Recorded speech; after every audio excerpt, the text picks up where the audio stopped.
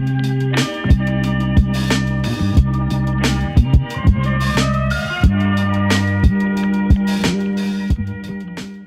about a week ago, I saw the brand new My Hero movie, You're Next, in theaters, and I thought it was a great film to see in theaters. I'm glad I saw it in theaters, and the story was something, I'll say, honestly.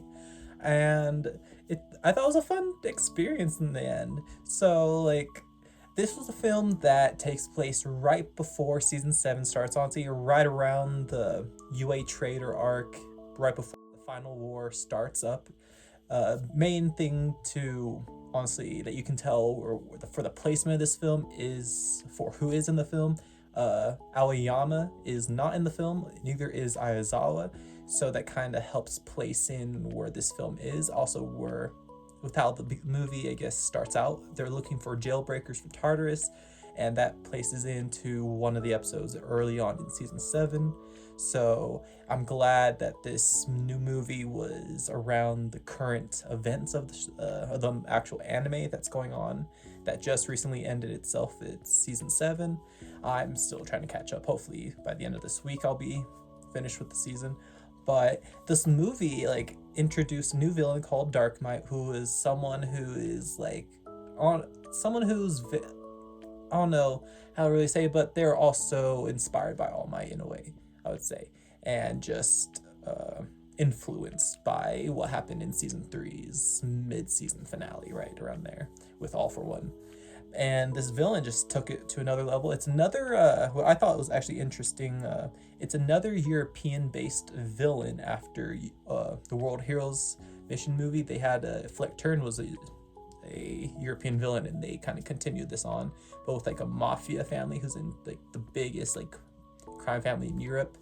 And that was interesting, bringing them over into like Japan, not having like the heroes travel anywhere for the story either, like they did for the last 2 films, well 3 films I guess. But at least the second film was in Japan, so I don't know, 2-3 films, whatever. But this was an interesting film. It was very like the animation was very great, and a lot of the stuff, the marketing was interesting also. I kind of had trouble figuring out what was like the official trailer or what was a teaser, but from what my reactions were, everything like the film delivered with what it was doing, honestly. And the third act, honestly, I was expecting a lot of stuff. They kind of had like a kaiju moment, honestly, which I'm glad they did. Toho likes their stuff because they're also involved with the film, because they are with anime.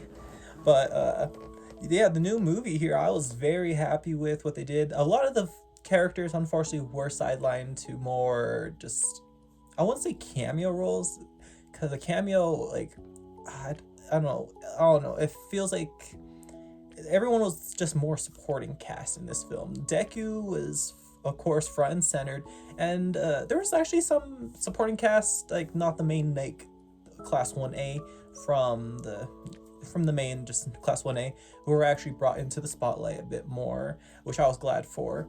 But a lot of the characters were sidelined. Bakugo and Todoroki were kind of sidelined, but I kind of like how they were leading their own group of just everyone had Deku, Bakugo, and Todoroki. They're all in charge of like their own group, and they all, with each group, they mixed up.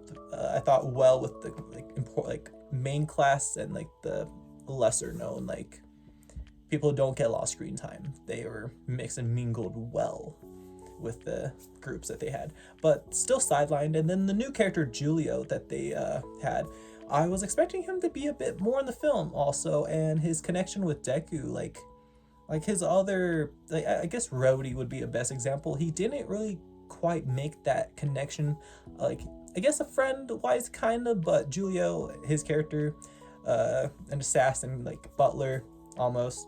But I was expecting a little bit more from some of these new characters also. Anna, the Anna character, she was great, honestly. I wasn't expecting too much from her. I thought she might have been like turned full villain by the end of the film with how her quirk was working. But I'm glad they had a happy ending also with her character and him, Julio. And the film, I was expecting a bit more of a ending. They kind of just ended it just ended it kind of after the villain was defeated. I was expecting maybe another scene of just what's going on, but they didn't. So I'm pretty sure it's just going straight into back to the season 7 events, what's going on. But I'm curious still. But this new movie had a lot of great action, and I was it kind of reminded me, at least at the beginning, there is I guess a neon ship that they arrive on into Japan, the villains, and it reminded me of the Ranma 1/2 movie, the first one, Big Trouble in China something. But the first Ranma movie kind of very much remind me of. But and a lot of stuff in this movie like makes me puzzle a little bit with how it does fit into the main anime. Like it does clearly have its point of where it takes place, but I was expecting maybe like a cameo from like All for One, like someone like destroying, like I guess he doesn't really care because it's just in the end that's what he wants. But there's a lot of stuff that I was expecting also, I guess, from the film that they didn't do, but I was still satisfied with what they did.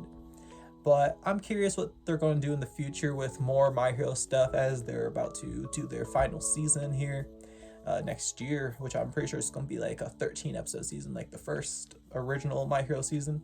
And I don't know, this was for sure the final film that they're doing for the main series. We don't know if they're going to maybe adapt like the team up missions, or the vigilantes for sure probably will get adapted, the prequel series. But I'm curious for My Hero. The new movie, I was, like I said, I was satisfied, but my favorite My Hero movie is still gonna be World Heroes Mission. I really liked how the story went with there, and Deku's connection with the new character that they introduced in that film, Rhodey. And that's something that this film kind of lacked a bit, was how Deku was interacting with the new characters, like the original new characters for the film. It was kind of like they were kind of doing their own thing while Deku is kind of there, but in the end, I don't know. There was a lot of stuff that they could have maybe focused on more than other things, but I don't know. There was a lot of stuff, especially with the villain being like a Dark Might copycat type thing almost. There wasn't a lot. There was only one scene where the actual All Might and Dark Might are actually talking, but it's only through a like Skype, like a video call, and that was something kind of a little disappointing. I was expecting a little stuff, and then just the third, I don't know, not a lot, I don't know how to really say it, but it's not like characters were put into cameo roles, but a lot of sidelined things that I wasn't expecting. But in the end, I had fun with this new film. Like, it's My Hero Academia. I love the series. I always will. Let me know what you guys are thinking. Did you guys go see this movie yourself? What are your guys' thoughts on it? Was it something that you guys, like, what did it live up to your expectations for, like, this new movie, for what it was advertised kind of, or seemingly to be? That's how I would word it, I guess. But let me know in the comments below. Thank you for tuning into this video, of course, everyone, and tune in for new upcoming reviews for movies and TV shows. Take care.